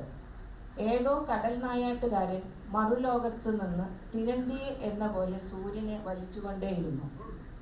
ഇത് സോമൻ കടലിലൂനല്ലാതെ വേറെ ആർക്കും അതുപോലെ എഴുതാൻ പറ്റുമെന്ന് എനിക്ക് തോന്നുന്നില്ല. ഇത്രയും ഒരുപാട് പ്രയോഗങ്ങൾ ഇതിലുണ്ട് കടലിനെ ആശ്രയിച്ച്. ഇപ്പം നമ്മൾ വിചാരിക്കും ഒരു മീൻപിടുത്തക്കാർ അതിൻ്റെ പൈസയ്ക്ക് വേണ്ടി വൈകുന്നേരം ആകുമ്പോഴേക്കും കഷ്ടപ്പെട്ട് മീൻ പിടിച്ച് അവർക്ക് ഒരു സാധാരണ ഒരു ജീവിതമാണ് അവർ നയിക്കുന്നതെന്നാണ് സാധാരണ നാം വിചാരിക്കാറ്. അപ്പോൾ ഇതുപോലെ ഇതിലെ ഏറ്റവും ഒരു കാലഘട്ടം പോലെ നിൽക്കുന്നതാണ് ഇതിൻ്റെ കഥാപാത്രം ഉപ്പാട്ടി മുത്താച്ചി. എന്നുവെച്ചാൽ ഈ ചിരുകണ്ഠൻ ചെറുപ്പത്തിലെ തന്നെ ചിരുകണ്ഠൻ്റെ അമ്മ, അതും മീനുകളെ കുറിച്ചുള്ള ഒരുപാട് പാട്ടുകളുണ്ട്, അങ്ങനെ നാടോടി പാട്ടുകൾ. ഇതിൽ മീനുകളെ കുറിച്ചുള്ള പാട്ട് പാടുന്ന ഈ അമ്മ കടലിൽ മരിക്കുകയാണ്. അപ്പോൾ അതിന് ശേഷം ഈ മുത്താച്ചിയാണ് അവർ നോക്കിക്കൊണ്ടിരിക്കുന്നത്. അപ്പോൾ അതുപോലെ ഒരുപാട് സ്ലാങ് ഉണ്ട് ഇതിൽ. ഈ ഭാഷ അത് ഫുട് നോട്ട് കൊടുത്തിട്ട് അതിൻ്റെ അർത്ഥം അദ്ദേഹം തന്നെ എഴുതിയിട്ടുണ്ട്. പിന്നീട് അങ്ങനെ ചിരുകണ്ഠൻ ഒരു സമർത്ഥനായ മീൻപിടുത്തക്കാരനാവാണ്. ഇതുപോലെ സർറിയലിസ്റ്റിക് കഥകൾ എന്ന് പറയുമ്പോൾ ആദ്യം തന്നെ ഇവൻ്റെ കൂട്ടുകാരൻ പറയുന്ന ഒരു കഥയുണ്ട്. അതിലത്തെ വെള്ളിക്കല്ല്, പിന്നെ മൂത്താങ്കല്ല്, അങ്ങനെ അതിന് പറയുന്നത് നബി ഇവിടെ വന്നിട്ട് ഈ ഏരിയയിൽ വന്നിട്ട് അവിടെ നിന്നും പോയപ്പോൾ ആദ്യത്തെ ഒരു കാല് വെള്ളിക്കല്ലിൽ ചവിട്ടി, അടുത്ത കാല് എവിടെ വെക്കും, അടുത്ത കാല് വെച്ചത് സിലോണിൽ ആദം കല്ലിലാണ് എന്ന്. അപ്പോൾ അത്തരം കഥകളൊക്കെ വാസ്തവത്തിൽ നമുക്ക് അറിയാം, അതില്ല എങ്കിലും. പക്ഷെ എന്നാലും നമ്മൾ അതെല്ലാം ആസ്വദിക്കും. അതുകൊണ്ട് ഈ പുസ്തകത്തിലുടനീളം അങ്ങനെയില്ല. വാസ്തവത്തിൽ സമയം അനുവദിച്ചാൽ ഒരു ഗ്രൂപ്പിനെ വിളിച്ചിരുത്തിട്ട് ഈ കഥ മുഴുവൻ വായിച്ചു കൊടുക്കാൻ ഞാൻ തയ്യാറാണ്. അതുപോലെ അത്ര നല്ല ഇതാണ്. അതുപോലെ അതുപോലെ തിരണ്ടികളൊക്കെ അത്ര അധികം പരിചയമില്ലാത്ത ഒരു തരുണാസ്തി മാത്രമുള്ള ഈ തിരണ്ടികൾ വാസ്തവത്തിൽ അത്ര അധികം ഒരു അഗ്രസീവ് അല്ല. ഒരു ഷൈ നേച്ചറുള്ള മീനുകളാണ്. ചിലപ്പോൾ അത് മണലിൽ പുതഞ്ഞിങ്ങനെ കിടക്കുന്ന ഒരു തിരണ്ടിയാണ്. അപ്പോൾ തിരണ്ടി വേട്ട പലർക്കും തീരെ പരിചിതമല്ല. അത് തീർത്തും ഇതിൽ സാഹസികമായിട്ടാണ് ഇതിൽ പല കാര്യങ്ങളും പറഞ്ഞിരിക്കുന്നത്. അതുപോലെ കഥകളെ പറ്റി പറയുകയാണെങ്കിൽ പലപ്പോഴും ചിരുകണ്ണൻ പറയുന്ന പലപ്പോഴും യാഥാർത്ഥ്യങ്ങൾ തന്നെയാവും കഥയുടെ രൂപം പൂണ്ടുവരുന്നത്. അപ്പോൾ അതിൽ ഐങ്കര മുത്തപ്പൻ എന്നൊരു ക്യാരക്ടറുണ്ട്. അദ്ദേഹം പുന്നമര ചുവടെന്ന് പറഞ്ഞാൽ ചുവട്ടിലിരുന്ന പുള്ളിയൻ തിരണ്ടിയുടെ കഥ പറയണം. അപ്പോൾ അതുപോലെ അതും ഒരു കഥയായിട്ട് പറയണം. മുത്താപ്പനും മുത്താച്ചിയും ഇങ്ങനെ പൊരുൾ പറഞ്ഞുകൊണ്ടിരുന്നപ്പോൾ, ഞാൻ അതേ ഭാഷ തന്നെ പറയണം, പൊരുൾ പറഞ്ഞുകൊണ്ടിരുന്നപ്പോൾ അവരുടെ മകൻ ഒരു കരിവണ്ടായിട്ട് മടിയിൽ ഒളിച്ചിരുന്ന് അത് കേട്ടു. അപ്പം അതിനു വേണ്ടിയുള്ളൊരു ശാപമാണ് അത്ര, നീ തിരണ്ടിയായിട്ട് കടലിൻ കരയിൽ കിടക്കണമെന്ന്. അപ്പം അങ്ങനത്തെയുള്ള തിരണ്ടികളാണ്. അതും ഒരു കഥയാണ്. വാസ്തവം നമുക്കതറിയാം, അത് വെറും കഥയായിരിക്കുന്നു. അപ്പോൾ കഥ കേട്ട ചിരുകണ്ഠൻ തീരുമാനിക്കുകയാണ്, 1-2 പെരേൻ്റെ വീതി വരുന്ന പുള്ളിയനെ പിടിക്കും. അപ്പോൾ ഇത്രയും വലിയ തെരണ്ടിയൊക്കെ ഈ കടലിലുണ്ട് എന്നുള്ളതൊന്നും സാധാരണ മനുഷ്യർക്ക് അതുണ്ട്. അവസരത്തിൽ ഈ നോവൽ വായിക്കുമ്പോൾ നാം വിഷ്വലൈസ് ചെയ്യണം, എല്ലാം നേരിട്ട് കാണുകയാണ്. അതൊരു എഴുത്തുകാരൻ്റെ ഏറ്റവും വലിയ ഇതാണ്. അല്ലെങ്കിൽ നമ്മൾ വായനക്കാരൻ്റെ ഏറ്റവും വലിയ സുഖമാണ്. ഒരു നോവൽ വായിക്കുമ്പോൾ നമ്മൾ ചില ബുക്കുകൾ വായിച്ചു കഴിയുമ്പോൾ, ഞാൻ പേര് പറഞ്ഞില്ലെങ്കിൽ ചില ബുക്കുകൾ വായിക്കുമ്പോൾ നമ്മൾ ആദ്യം കുറേ നേരം വായിച്ചു കഴിഞ്ഞിട്ട് വീണ്ടും ആദ്യം പോവും, എന്താ ഉണ്ടായത് പിന്നെയും തിരിച്ച് മറിച്ച് നോക്കേണ്ടി വരും. പക്ഷേ ഇത് അങ്ങനെയല്ല, നമ്മൾ വിഷ്വലൈസ് ചെയ്യാണ്. ഈ നോവൽ വായിച്ചത് മുഴുവൻ വിഷ്വലൈസ് ചെയ്യണം. അതുപോലെ ഇതിൽ വാസ്തവത്തിൽ ഈ ഉപ്പാട്ടി മുത്താച്ചി ഒരു സ്ത്രീ സ്വാതന്ത്ര്യക്കാരിയും കൂടിയാണ്. കല്ലുമ്മക്കായ പറിക്കാനായിട്ട് സ്ത്രീ ഇറങ്ങുമ്പോൾ പുരുഷന്മാർ സമ്മതിക്കുന്നില്ല. അതൊരു പുരുഷ മേധാവിത്വമുള്ളൊരു റിസ്ക്കുമുള്ളൊരു പണിയാണ്. അപ്പോൾ അതുകൊണ്ട് പുരുഷ മേധാവിത്വത്തെ അവർ ചോദ്യം ചെയ്യുന്നുണ്ട്. എന്താ അവൾ കല്ലുമ്മക്കായ പറിച്ചാൽ അത് പെറുക്കാൻ പോയാൽ അതിലെന്താ കുഴപ്പമുണ്ടോയെന്ന്. അപ്പോൾ അങ്ങനെ പിന്നെ അവർ പറയുന്ന കഥയുണ്ട്. ഇതിൽ വാസ്തവത്തിൽ ചില വർണ്ണനകൾ ഞാൻ എവിടെയും വായിച്ചിട്ടില്ല എന്ന് വേണം എനിക്ക് തോന്നുന്നത്. ഇത് തെക്ക് പടിഞ്ഞാറ് നിന്ന് വരുന്ന തെമ്പ്രായി കാറ്റിന് വാറുവെച്ച് ചിരുകണ്ഠനിരുന്ന ഒറ്റക്കല്ല് ചുറ്റി വരിഞ്ഞത് മഴയെ പറ്റി പറയുന്നുണ്ട്. ഇപ്പം കടലിലിരുന്ന് വഞ്ചിയിലിരുന്ന് മഴ കാണുമ്പോൾ നമുക്ക് ആ ചക്രവാളം മാത്രമേ കാണുള്ളൂ. ഭയങ്കര ഒരു ഇതായിരിക്കും അത്. അപ്പം അതിനു വേണ്ടി പറയുന്നതാണ്, തെക്ക് പടിഞ്ഞാറ് നിന്ന തെമ്പ്രായി കാറ്റിന് വാറുവെച്ച് ചിരുകണ്ഠനിരുന്ന ഒറ്റക്കല്ലിന് ചുറ്റി വരിഞ്ഞത്. പെട്ടെന്ന് ചെകുത്താൻ കയറിയ കാറ്റിൻ്റെ പരാക്രമം, കലികൊണ്ട ആകാശം മഴയെ അഴിച്ചു വിട്ടു എന്നാണ് പറയുന്നത്. ഇപ്പോഴത്തെ ഈ ഓസോൺ ലെയറൊക്കെ ഇല്ലാത്തത് കൊണ്ട് വയനാട്ടിലൊക്കെ ഉണ്ടായത് ഇതുപോലെ മഴയെ ആകാശം അഴിച്ചു വിട്ടതായിരിക്കും.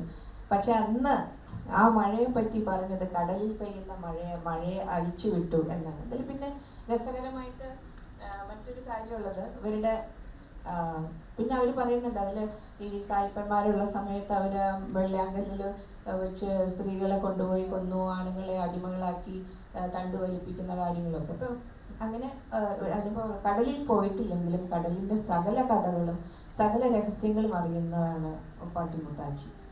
ഒടുവിൽ ആ മുത്താച്ചി മരിക്കുന്നതാണ്. അതിന് മുൻപ് ഇവന് ദേവകന്യ എന്നൊരു പെൺകുട്ടിയെ ഇഷ്ടമായിരുന്നു.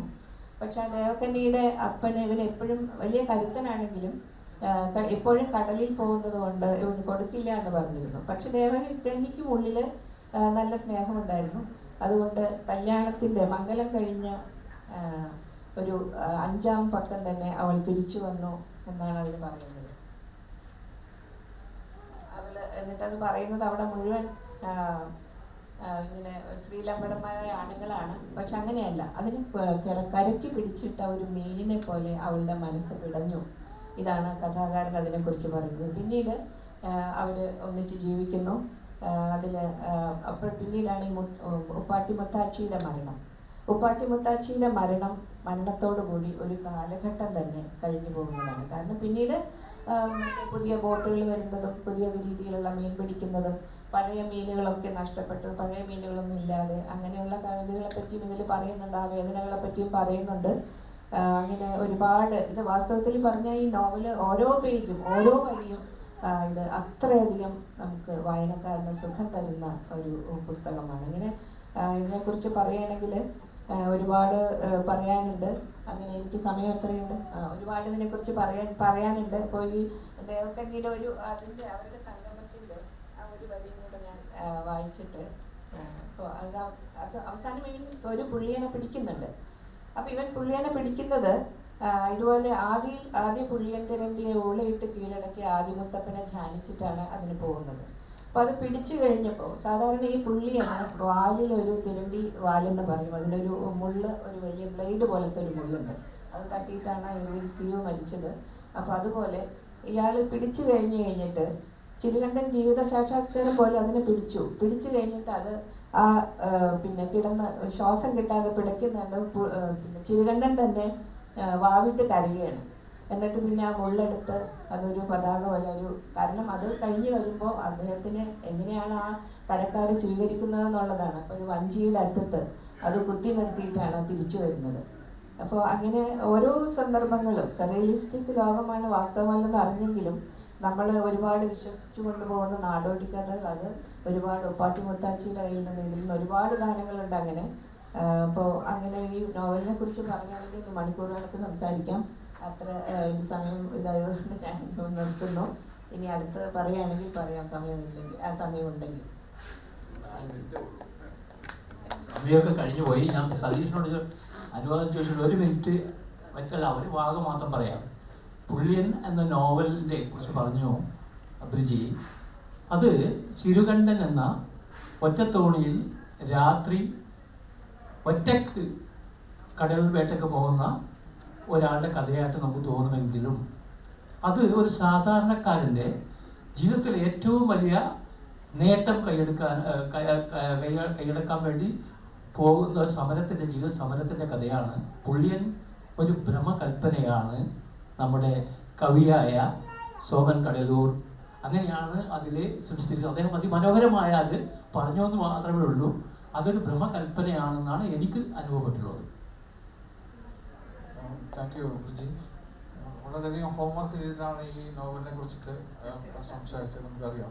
അപ്പോൾ ഞാൻ സന്ദർഭവശാലം ഈ പുസ്തകം വാങ്ങിച്ചപ്പോൾ ഈ പുസ്തകത്തെക്കുറിച്ച് അതിൻ്റെ പ്രിൻറ്റിങ്ങിനെ കുറിച്ചിട്ടൊക്കെ സംസാരിക്കുന്നുണ്ട്. പുള്ളി പറഞ്ഞത് ഇതിൻ്റെ ആഖ്യാന വൈഭവം കൊണ്ട് റെക്കോർഡ് ടൈമിൽ DC ബുക്സ് ഈ പുസ്തകം പ്രിന്റ് ചെയ്ത് കൊടുത്തു എന്നാണ്. ഇതിനു മുമ്പ് കൊടുത്തിട്ട് 1 വർഷമൊക്കെ വെയിറ്റ് ചെയ്യേണ്ട സന്ദർഭം ഉണ്ടായിട്ടുണ്ട്. പക്ഷേ ഈ പുസ്തകം എത്രയും പെട്ടെന്ന് അദ്ദേഹത്തിന് അടിച്ചു കിട്ടിയെന്നാണ് ഇങ്ങനെ പറഞ്ഞത്.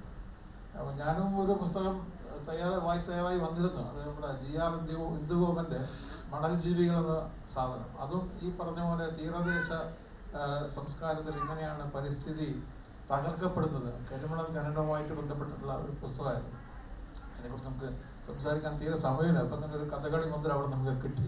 നമ്മുടെ സമയം അവസാനിക്കാറായി എന്നുള്ളതാണ്. എന്തായാലും നമുക്കറിയാം വായന നമ്മളെ എങ്ങനെ പരിവർത്തിക്കുന്നു എന്നുള്ള വലിയൊരു കാര്യം. അത് 1 മണിക്കൂറിനകത്ത് ചർച്ച ചെയ്ത് തീർക്കാൻ നമുക്ക് പറ്റില്ല. നമ്മളുടെ ചുറ്റുമുള്ള അശാന്തി നിറഞ്ഞ ലോകത്തിൽ എങ്ങനെയാണ് ശാന്തിയുടെ സങ്കീർത്തനങ്ങളായിട്ട് ഈ വായന പടരുന്നത് എന്നുള്ളതിൻ്റെ വളരെ ചുരുങ്ങിയ സമയത്ത് നമുക്ക് ഈ വിഷയം അവതരിപ്പിക്കാനിവിടെ സന്ദർഭം തന്ന ഭൂബ്രഹ്മയ്ക്കും പ്രത്യേകിച്ച് സുധാരേട്ടനും അതുപോലെ എല്ലാവരുടെയും പേരിൽ നന്ദി രേഖപ്പെടുത്തുന്നു. ഇത്രയും നേരം ഞങ്ങളെ ശ്രമിച്ച സഹൃദരായുള്ള എല്ലാ സ്നേഹിതർക്കും സന്തോഷം.